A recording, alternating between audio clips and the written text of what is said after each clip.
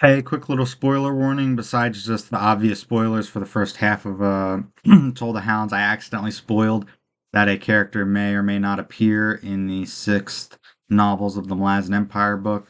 So if you want to avoid that, skip from 540 to about 620, and then also skip from 1330 to about 1420 if you want to avoid that spoiler. But I hope you enjoy the video.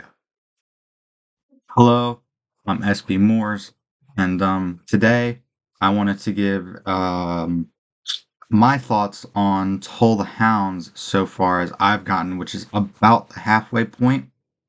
Um, I have read part one and part two, being Vow to the Sun and then Cold Eyed Virtues. I haven't read anything more than that, so it's going to be spoilers up until then.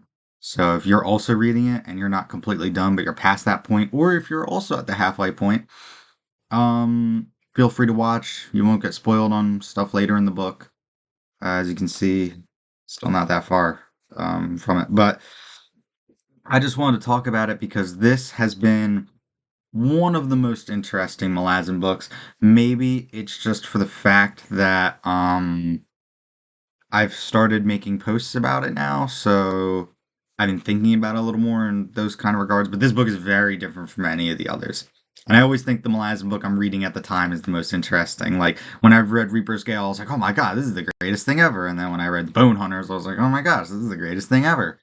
When I was reading Midnight Tides, I was like, oh my gosh, this is the best thing ever. Even though it was on a new continent. But this book has been very good so far, so I just wanted to share some of my thoughts so far as the halfway point. I have this core trade paperback, so if you're on the halfway point as well, you're on page 600 something, just about. Um, yeah, seems like you'd be on page 630 is the last one that I read. So yeah, but to get things started, I think that just a general statement about the book, it's really good. I'm really enjoying Toll the Hounds. It's just like all the others where it's been so far, a 10 out of 10. I love Stephen Erickson's writing. I love the Malazan world. I love the characters therein, both the new and the old. And this has plenty of both. So I'm quite happy about that. Um, Probably the since we are back in Genabakis, I'll talk about that first. Being back in Genabakis feels so nice and refreshing, especially because this is focusing on Dargistan. Because Memories of Ice didn't really have a lot of that didn't have any of Dargistan in to from what I remember. It was just a couple characters from Dargistan come to the Panion War as like emissaries, like Dargistan.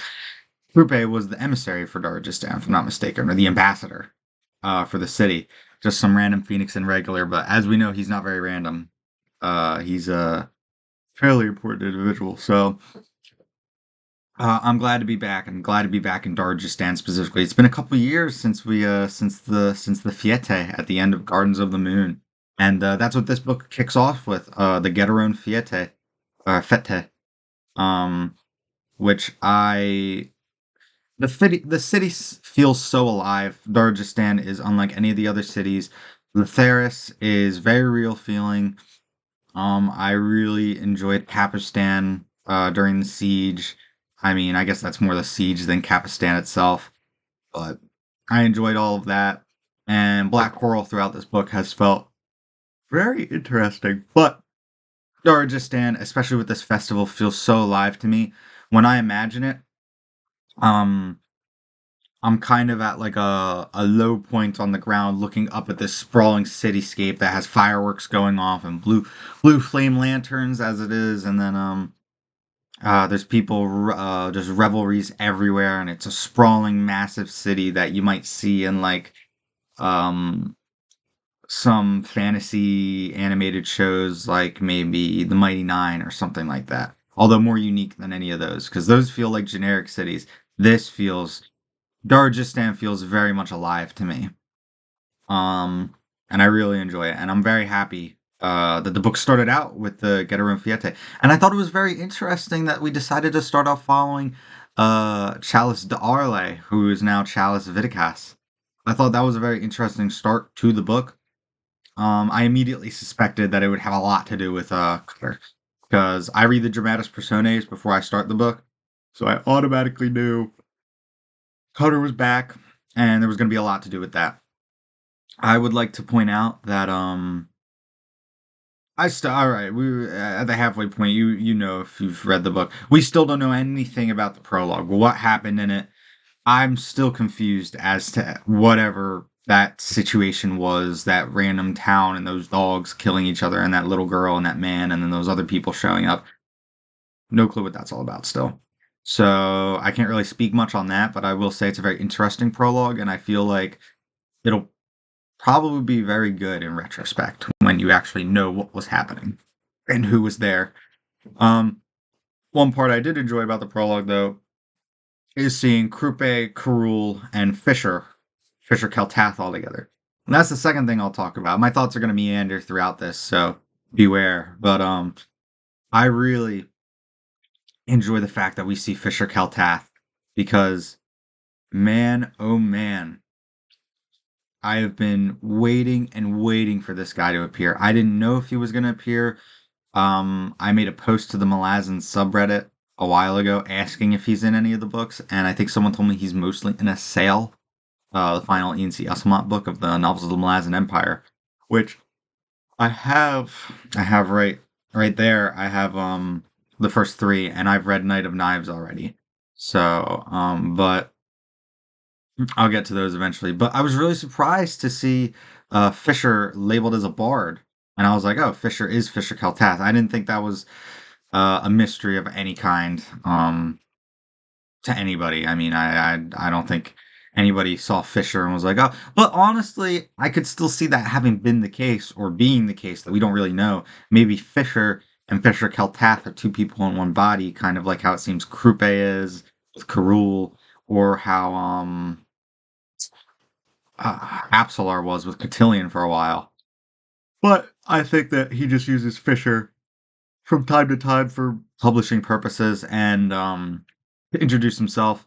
I mean, Fisher Keltath isn't known by everybody in the world, I'd say, but he is quite famous. I mean, he finding out information about him in this book was one of my favorite bits in one of the sections to find out that he's from Coral. He saw a guy named Greymane's initial campaign there, who I'm guessing is a Malazan High Fist or Fist that dealt with the Coral campaign.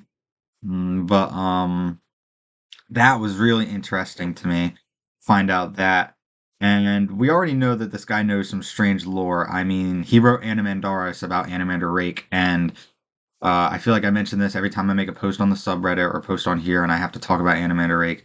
But they used Animandaris as the closest to a reliable source about the man himself as they could. So I'm guessing that Animandaris is fairly accurate, at least in some regards. I would imagine he's probably talked to him.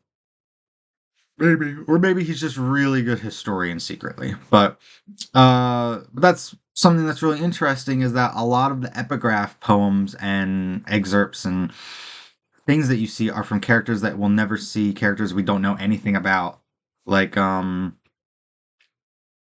Torbora Fatha or whatever wrote The Age Descending, which is the prologue epigraph, or the epigraph of the prologue of the Bone Hunters. We don't know anything about Torbora Forath or Fereth or whatever her name is. I said it 3 separate times differently. Um, we don't know anything about her, but that could. I believe there's both the diegetic reasoning for it, and then there's the literary reasoning for it. I feel like it's a bit of both. So I do enjoy that. But Fisher Tath is seen time and time again, and Fisher for writing all of these sorts of poems about all these different things, and then Animandaris is the epic about the Son of Darkness, who's to a lot of people and arguably one of the most interesting, if not the most interesting character in the series. I've definitely enjoyed him in this book, and I'll get to him. Don't worry. But he is the fact that he's in this book has been really enjoyable, and I want to highlight a specific scene that happens in one of the chapters where he speaks to Duiker, and he asks Duiker to regale the tale of the Chain of Dogs to him so he can write a poem about it, an epic, and it makes Duiker pissed at first, which is fair. I mean, to be asked to talk about these, that's like asking a veteran to recount the horrors of war. I mean, that's literally what he's doing. He's asking him to recount the horrors of everything he saw in the Chain of Dogs. Duiker died during the Chain of Dogs. That's how brutal it was, and he just got brought back. And originally, he responds with anger, but then Fisher tells him that there's nothing even personal about it. That this is merely a historian trying to tell his story and he's failing at it, and it's a bard who also wants to tell a story but in a very different way. And Fisher comes to the conclusion, he tells him, he's like, maybe prosaic recounting, historical recountings of the Chain of Dogs isn't the way to do it, and he feels like he knows why. And Duiker asks him, and he says, uh, because, sir, you see their faces. And I remember I read that and I got goosebumps, and faces started flashing in my head. I started remembering the exact vistas and the exact desert expanses and the columns and the arguments and the voices of Coltane and Lull and Bolt and everybody. I don't think, no, Bolt wasn't part of the Chain of Dogs, but no, wait. I don't think I'm thinking of Bolt, or there's two B characters in that book. There's Bolt and somebody else. I think Bolt was part of the Chain of Dogs, but I view I mostly remember Coltane and Duiker himself and Lull, and no, Bolt was a Wiccan. Yeah, he was Coltane's uncle. Uncle, we just really don't know, but and I remember all of that. And Duiker starts to cry, and I felt like I wanted to cry too, because that simple line, "Because, sir, you see their faces," it really it was a really powerful line by Fisher, and I didn't expect anything less from Fisher Keltath to say such a naked truth out there for Duiker to reveal it to him, when Duiker himself might have not even known what the reason was behind him being incapable of writing down what happened.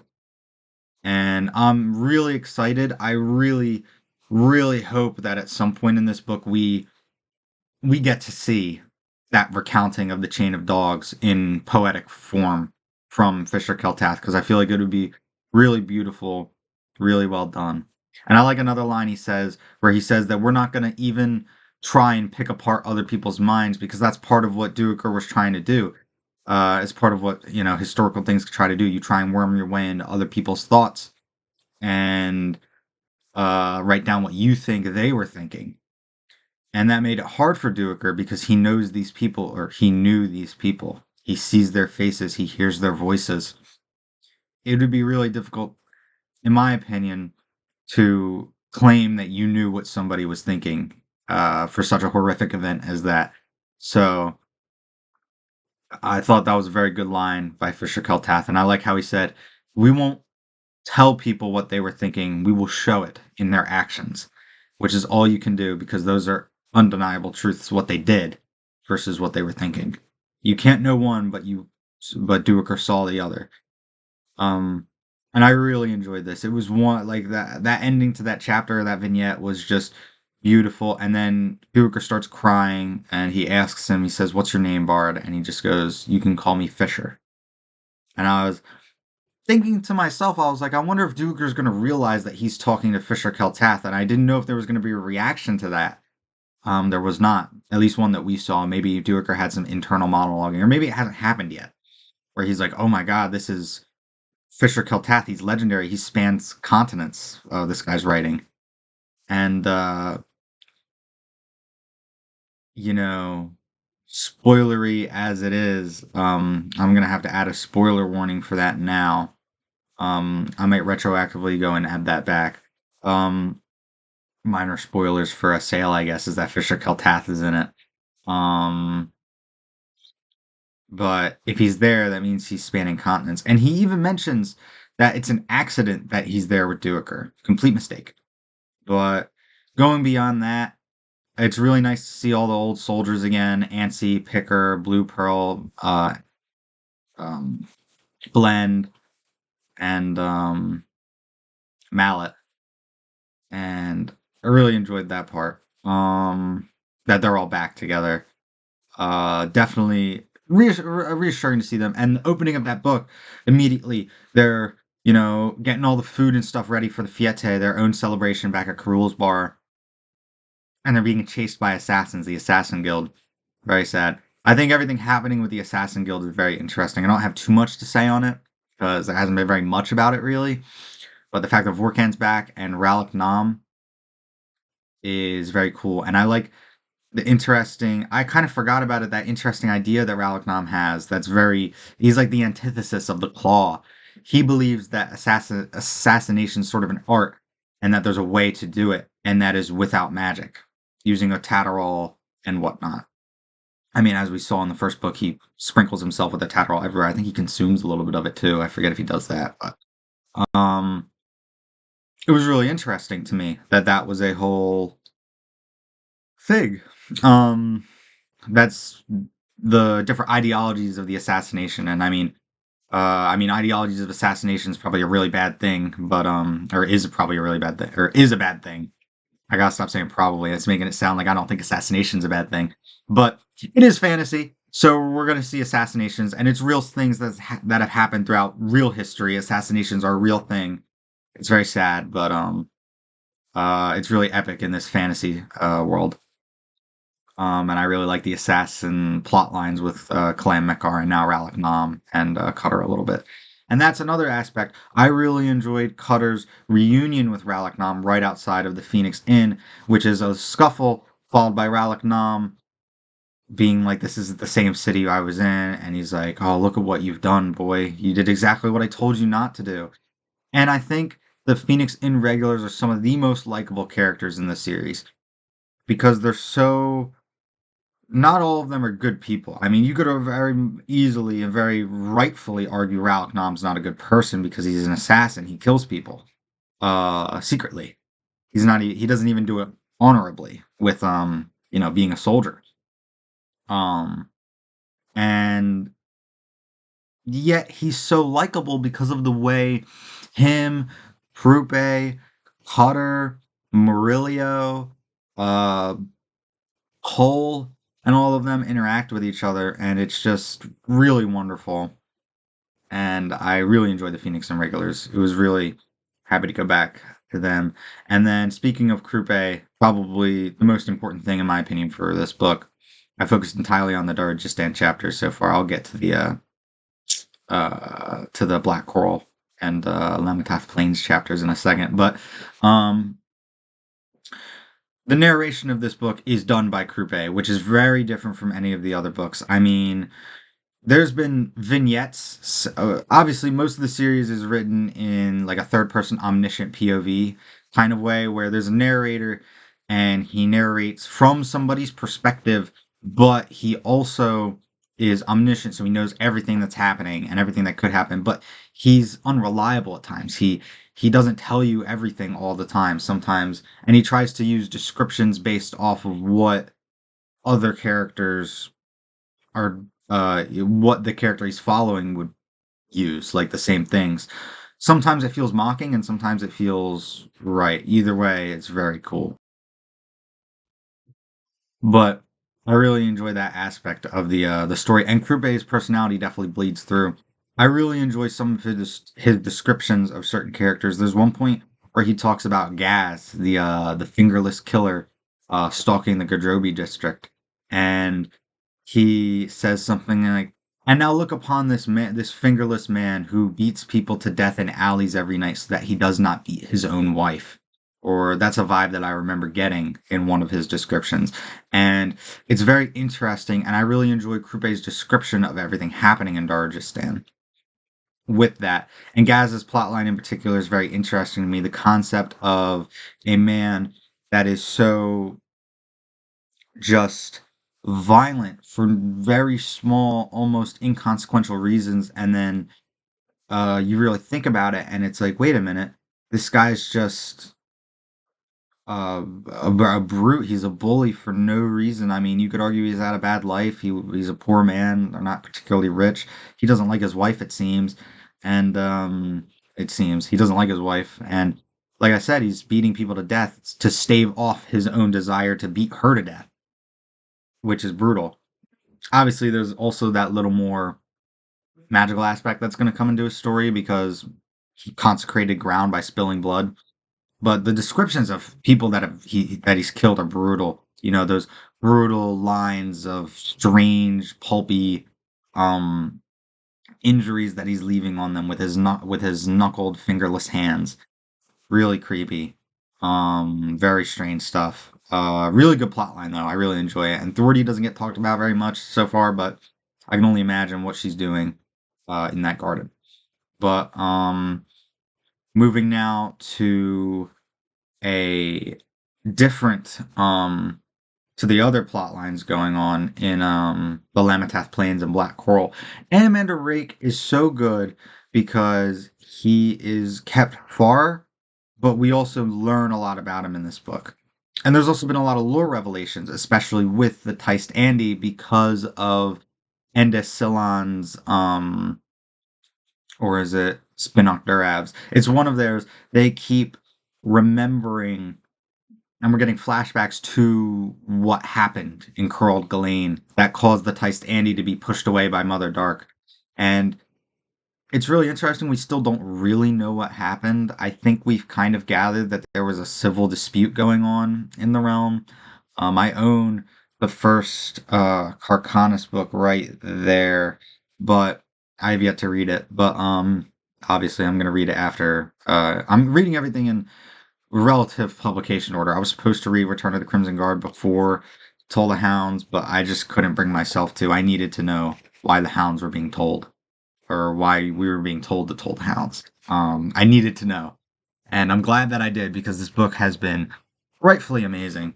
But um, yeah, so Animander Rake, despite the fact being kept so far apart, I feel like I've learned more about him in this book than any other. I don't remember him too well, other than being a very enigmatic and occasionally compassionate character, yet totally brutal at times in the first book. Compassionate with characters like Paran, when he saves him from those two Hounds of Darkness and then staves off wanting to kill Paran himself because the twins have left him, quote unquote.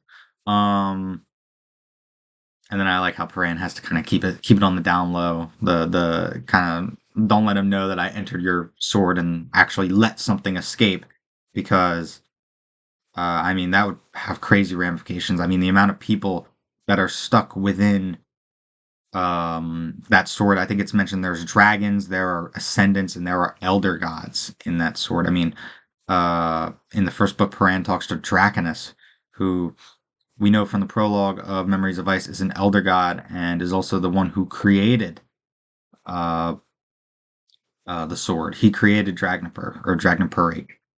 Um, that's something I'll talk about real quick that I really enjoy, which is the naming and just beyond like the normal names. Like the names are dope. I love Animander Rake, Animandaris Rake, Animandaris Pure Rake. I don't know why he has Pure Rake, and all this stuff, but from what I gathered, his sword is Dragnapurik, and its real name it was that's its old name, and nowadays it's called Dragnapur. So it seems like as time goes on, names shorten. That's pretty accurate, I think, to the real world, to my knowledge. Stuff gets simpler. I mean, whatever you learn is simplest usually, but um, there's a character who calls him in this book. They call him Animander Dragnapurik, and they use the sword's name as his last name. And I don't know if that has any real meaning or if that's like a longer version of Animander Rake's name and that the sword is named after Animander Rake, or if because Animander Rake wields the sword, it's now become his namesake. I don't really know. I just thought it was interesting detail. I just thought it was an interesting detail. I mean, it's kind of like Osirk, how there's Osirk, Osiric, Osric. Uh, I think online I've heard people call him an even different name. And it only occurred to me a couple weeks ago. I made a post about this on the subreddit as well, that his name is very similar to the name of the Warren of the Sky, Sir. So I can only imagine what that is. I mean, we know he's soul taken and he has the blood of TM running through him because he's a soul-taken dragon, a Laint. So I can only imagine what that's about. But and his connection to that Warren. I mean, we know that the Warrens themselves can potentially have like can talk to people. At least Makar can. I don't know if it's all of them, but at least Makar. And Makar makes the most sense. It's just the Warren of like the mind and muddying it and all that, and mind control, sort of charisma and all that. The D&D roots kind of shine through with the magic system, which I really enjoy, as well as some of the events in the series. But I've really enjoyed Animander Rake, and I've really enjoyed the the. It's very telling of who he is based off of how other people perceive him. Because the characters in this book that we learn more about Animander Rake from are people who've known him for tens, if not hundreds of thousands of years. And so you must assume that they have a pretty good idea of who this guy is, the truth of who Animander Rake is. He's very subtle at times, and his rage is cold, it seems, but his compassion is warm, and his compassion seems to emanate. And these people, Endasilon and Spinak Durav, they know that if they told him their plights, if he told them their struggles, if they begged him, not even beg, if they just asked him for a reprieve, for them to go and do what they need to do for their own sakes, he would smile at them and say, "Of course." But they won't do it because they are. I mean, the Tystandi are a melancholic people. They don't particularly seem to want to make themselves happy a lot of the time. But beyond that, what we gather is they also have too much respect for him. They know that he'll give them the reprieve, but they don't want to deplete him of their aid. I mean, they mentioned that Spinok Durav and Endasilon are some of his oldest allies and friends, and learning Endasilon's backstory with him is awesome. I really loved it in the story with the church. Still don't really understand what that whole thing with Mother Dark is. I don't know what the betrayal was or what the anger was. I don't even really know if Mother Dark's like a physical person or if she's just sort of like a ethereal entity. I'm guessing she's a physical person, kind of like I'm assuming she's considered an elder god, kind of like Mael and Karul and Draconus. That raises questions because Draconus seems to be a Tystandi. How can he be an elder god? Although being an elder god more means this is another thing that's very interesting about the series. Some stuff's very unclear. In the Bone Hunters, it was kind of mentioned that an elder god is like a primeval force that a person has, and they're a god, they're worshipped. Krul's got the Warrens, Mael's the elder god of the seas, um, and I think technically Errant. But I also heard another definition that being an elder god just means you were a god before the Warrens were created. Uh, so before Krul created the Warrens. But then with that whole primeval thing, primeval forces, what would Draconus be the primeval force of, the representative of? Because he's a Tyst Andy, wouldn't he be darkness? But that seems like it's Mother Dark. It's all these things. Also, but I do understand that anybody can become a god because a god in this universe isn't something that was born a god, or maybe it is with Mother Dark, but it's more like you ascend, you become an ascendant, and then people start worshiping you, and then you're a god. Um, Kind of like it seems what's happening with the legacy of Coltane. Worship him in Seven Cities, but I can't speak on that because I don't know. Um, but I really enjoyed Animander Rake in this book. Uh, Probably this whole book is rife with philosophical meanderings, but I'd probably say the clearest of them are in uh, Spiral, I believe her name is, and Sheer Doman with the Redeemer. And let me tell you, Itkovian, oh my gosh.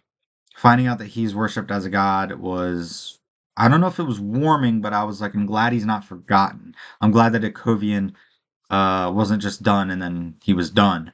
He's still in everybody's mind, but they call him the Redeemer. And I think I love that Sir Doman is the Sir Doman who was nice to Talk the Younger. Um, I remember reading posts online about that character back when I finished Memories of Ice, being like, "Oh, I really enjoyed this one character. He was more human than anybody else in the Panyan Domain." And I'm glad he wasn't just thrown away as like, "Oh, he died in the siege." It's like, no, he's still around, and he carries more guilt than it seems anybody does about what happened. And I really enjoyed his line where he says, a tyrant can only gain power when the first fucking fool salutes him, stands up and salutes him." I was paraphrasing. I don't know if that's the exact quote, but it was really powerful in my opinion, and I really enjoyed it. Um, but oh, Salen, not Spiral. Salen is her name, and being a high priestess of the Redeemer, I really like her sort of the gears that start churning in her head, thinking about this religion more and more, and how what is even the point of redemption and forgiveness if it is given to everybody? If you can do whatever you want in life and then have an eternal afterlife of goodness, what is even the point of life on earth or the religion in general? She even thinks about it. She's like, if this cult persists, then it's going to have to become a religion, and it's going to have to get standardizations in what you can and can't do in order to achieve the Redeemer's paradise and afterlife. Um, I don't know how all works, considering there's also Hood, and you go to Hood's Gates when you die, but. Uh, I mean, it's so ubiquitous that even the Teist Andy used the expression for good's sake from time to time. So I don't know how that whole thing works. Maybe they think the Redeemer struck a deal with Hood. But hey, can my followers have a good afterlife when they go through your gate? But I'm not too clear on that. But the actual philosophical like ideas of what the religion is has been very interesting, and I've really enjoyed it with Saland and Seer Doman. And I like Seer Doman's sort of attitude where he's like, well, I already have blood on my hands and nothing can forgive that, so I might as well get more blood on my hands to save those and prevent others from getting blood on their hands. Um, and I like he's not cruel per se, because these people that he's killing are planning on killing other people who, by all means, have really done no wrong, and so far as we've seen, and always got to keep a skeptical eye in the Malazan world. But uh, with the one guy that he interrogates, he tells him straight up, he's like, "I'm gonna kill you. I won't kill you slowly if you just give me the information. I will grant you a swift death, which is more than you did for any of your victims." It's exactly what he does. He's a man of his word in that sense. He doesn't go the tennis scoury route of cannibalizing anybody, or he doesn't go the Panyan Sears route of torturing people with a Kachan Shamal matron mother or talking younger. Just makes Reaper's Gale all the more sad. But I've really enjoyed that. And then moving south to Bastion with the Dying God, as well as Calor and Midragolet and the rest of the children and granddaughters of Animander Rake, grandsons and granddaughters. Um,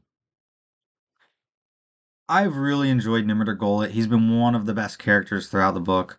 Obviously in House of Chains, we didn't really see any of him. He was just that. It's just like, oh, there's Tystandi on Drift of Ollie, and Travelers with them.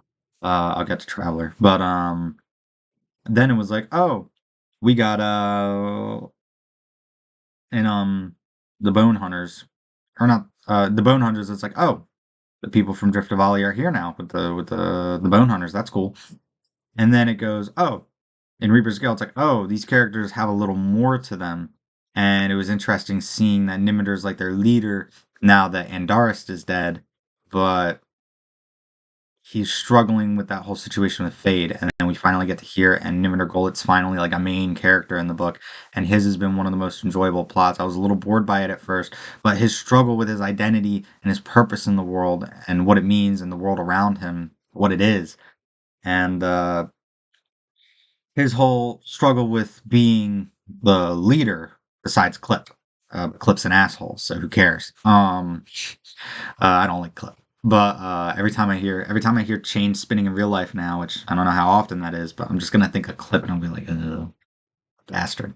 Um, But I will say, Clip is written very well because I think he's supposed to give off that sneering, like, oh, attitude. Like, I don't like this guy. He's just a fucking dickhead. Excuse the French. But uh, I really enjoyed those bits. But his whole struggle with being the leader has been very interesting, as well as his inner monologue with Fade, how she's sort of trying to corrupt him. I don't know if it bodes well for the future of Nimrod Golet because I don't think it's literally Fade. I think it's an internal monologue with himself of he's imagining what Fade would say, and he's doing it pretty quote unquote accurately. These are his thoughts. And I don't know if it bodes well because one of his thoughts is, oh, people are out to get you in this group. You have to get them before they get you, which is a very Fade thing to think, I think. A lot of thinking. But uh all in all, that's Nimiter Golet's thoughts. So I don't know if that bodes well for him. It's kind of spooky. I would hate to see Nimiter Golet go down a route where he kills his friends and his brothers and sisters and family, which would really suck. Vestro's whole plot is very interesting on the side too, and it really reinforces Nimrod Golitz, and it makes it more interesting because there's a strange juxtaposition with him where he believes he's incompetent as a leader. Everybody knows that he's a great leader. They mention that he's the best of them, and Destra herself, who they mention is a whore for power, she just is really good at surviving because she allies herself with the strongest. She says that she has eyes out for him and that he is the strongest leader of them, even more than Clip. So that's interesting in its own, and I feel like it really comes to a head at Bastion. Uh, Towler's plotline, not too much to say on it, although it's very interesting to see how he never learns, it seems. And after living hundreds of thousands of years, you'd think you'd be a good guy, but no, Towler's still just an asshole. He's arrogant and doesn't seem like a good guy. I mean, he killed Whiskey Jack. You can't like him. You cannot like the guy who killed Whiskey Jack. Come on, guys. Uh, but I mean, it's up to you whether you think Cowler's in the right or wrong with everything that he's done and not done. But I think that burning an entire continent to the ground just to have a, oh, you can't win either is pretty messed up. But he never learns. And I like how his idea of what he wants to do kind of shifts to become what Karsa Orlong wants to do, but for very different reasons and probably in different ways.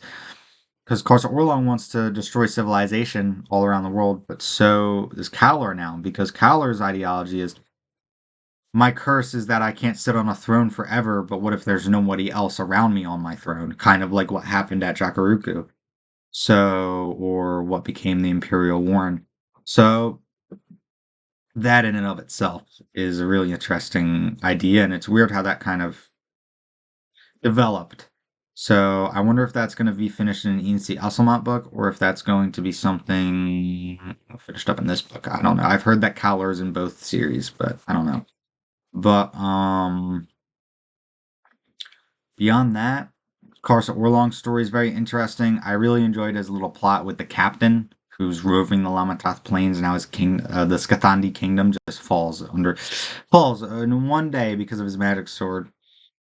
And I really like how this Templar is really keeping to his ideals. I don't like slaves. I don't like civilization in the traditional sense. He wants everybody to go back to roving clans and whatnot, because he does not like what he's seen of this civilization, what seethes within it. And his plot's very interesting, and it's very scary because you got to think about it. And Samurai Dev, I feel like, is the only one who's really realizing he is serious. And Karsa Orlong is not a simple man, and he is not maybe he's a simple man, but he's got a lot of nuance to him nowadays. But one of the things with Karsa Orlong is he is powerful. When he says he's going to do something, he's not joking. When he says, "I will kill you once," he's not joking. He will only kill you one time. So he's really enjoyable, and Traveler's whole plotline, I don't even know what to make of it. I mean, finally finding out that he's Dassam Ultor was very interesting, and that he is Decembre, the Lord of Tragedy, which we found out all the way back in Bone Hunters, or at least it's assumed that he's Decembre, but it would make sense because Decembre and Dassam are spelt similarly and they sound similar. And Lord of Tragedy makes sense because what we've gathered is that he was potentially assassinated, or they tried to. Um, that'll probably get explained more in some of the prequels or side books, I would imagine. But not really much to say on his plotline so far. I enjoyed his banter with Samar Dev talking about Karsa Orlong. And I really enjoyed how him and Karsa Orlong became fast friends and they're examining each other's swords, taking practice swings. That's pretty cool. I mean, with all the bleak and dark stuff that's happening, and I know that Darajistan and the Phoenix and regulars are more of the crowd for friends, but it's pretty dire portents in that city right now. It's nice to see two people in the middle of the Lamatath Plains just having a good time talking with each other and fucking around with each other's swords. Um, so I've really enjoyed all that. This book has been great so far, and I've really enjoyed it, and I can't wait to continue it. Which I'm probably going to do right after I'm done recording this. But I just wanted to give some of my thoughts about it. I know it took a while, but there's a lot to talk about. There's a lot of plot lines, and yeah, I know I probably missed a couple plot lines, but if I didn't talk about them, it's probably because I don't think there's much to talk about. Uh, a quick thing with Harlow. It's just really sad what Snell did to him. I mean, Snell seems like a mini Gaz. It's the guy who hates the world. Snell seems like a psychopath, though, or a sociopath, I forget which. No emotion, kind of. Or emotion, but it's all on the anger, sadness kind of side of things. He doesn't really feel joy, it seems. Maybe gratitude. Maybe he has a reward factor, but he just wants to hurt people, which is really sad. And then everything that's happening with Torvald Nam, I can only imagine. Oh, and one final thing, and it hasn't happened yet, and I think it's going to be the best thing in the book. I can't wait for Iskarel Puss to meet Krupe, and I think it's going to be the best meeting in the entire series. I think it'll be the best meeting in literature. I think it'll be the best meeting in any world, fictional or real. I cannot wait for Iskarel Puss to meet Krupe. At least I hope it happens. Like, it has to happen. I mean, Krupe did come with Cutter, and they've already met Solara, so gotta meet the rest of the gang. But yeah, no. So I figured I'd just talk about that. But thank you for watching. I hope you enjoyed some of my thoughts on it. Like I said, 10 out of 10 so far, really good. And I can't wait to continue it. I hope you enjoyed the video, and I hope you have a good day.